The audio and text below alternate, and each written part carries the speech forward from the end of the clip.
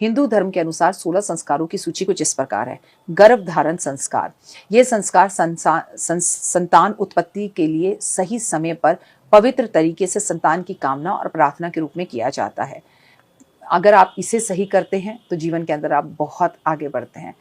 पुंसवने संस्कार, पुंसवने संस्कार क्या होता है? गर्भवती महिला के स्वास्थ्य और संतान के अच्छे स्वास्थ्य के लिए जो संस्कार किया जाता है उसे कहते हैं सचिन संस्कार। सचिन संस्कार जब किया जाता है तो मैं आपको बता दूं कि आपके जीवन के अंदर जब बच्चा पहली बार कोई ठोस अन्न खिलाया जाता है, जैसे कि अन्न संस्कार भी कहते हैं, उसे अन्न संस्कार कहते हैं। फर्स्ट टाइम जब उसको फीड कराया जाता है, अन्नप्राशन संस्कार। और नमकार संस्कार, नमोकार संस्कार क्या होता है? बच्चे का नामकरण करना, 10वें या 12वें दिन उसका नामकरण किया जाता है, जिससे बेहद ही जरूरी है, जिससे बच्चे को एक नाम दिया जाता है, जिससे भविष्य में उसकी पहचान बनती है। और अगला संस्कार होता है नयन प्रदीप संस्कार। यह संस्कार बच्चे के कान छीदने यानी कि उसके कान में इयररिंग्स पहनाने का होता है, जो कि कुछ महीनों बाद उसकी उम्र में किया जाता है। और हर किसी के घर में ये अलग अलग तरीके से, कई में लड़कों के लिए भी किया जाता है और कई बार सिर्फ लड़कियों के लिए किया जाता है। चूड़ा कर्म संस्कार, ये संस्कार बच्चों के बालों को पहली बार कटाने के लिए, जिसे हम मुंडन भी कहते हैं, आमतौर पे एक पहले साल या तीसरे साल की उम्र में किया जाता है। विद्यारंभ संस्कार, इसे क्या कहते हैं? ये संस्कार किया जाता है जब बच्चा शिक्षा की शुरुआत करता है, जैसे वो पहली बार अक्षर या वेदों का अध्ययन करता है। कर्ण भेदक संस्कार, ये संस्कार बच्चे के कान में छेद करने के लिए है, जो आमतौर पर कुछ माह की आयु के बाद किया जाता है।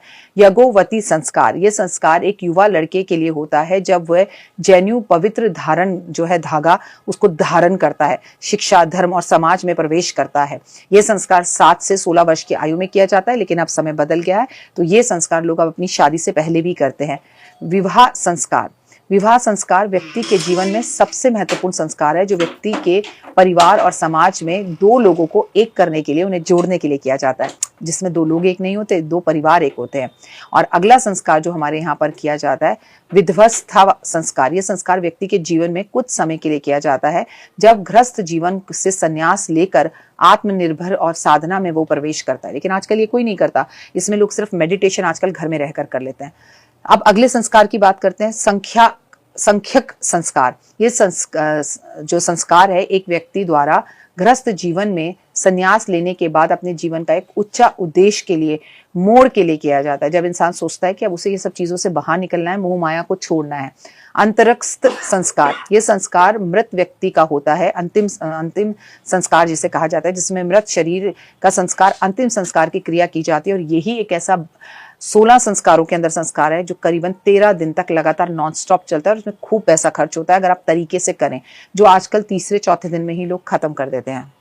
आमंत्रण संस्कार, ये संस्कार उस समय किया जाता है जब धार्मिक अनुष्ठान विशेष अवसर पर दूसरे को आमंत्रित किया जाता है, चाहे वो आप माता की चौकी कर रहे हैं, चाहे माता का जागरण कर रहे हैं। तर्पण संस्कार, ये संस्कार पितरों के प्रति श्राद्ध तर्पण छोड़कर नदियों के किनारे पर या फिर पीपल के पेड़ के पास किया जाता है, जिसमें हम पितरों के नाम पर तर्पण छोड़ते हैं। उद्देश्य का महत्व शुद्धि, आत्मविकास, संस्कृति, व्यक्ति को मानसिक, शारीरिक, आध्यात्मिक रूप से शुद्ध करने का में मदद करता है।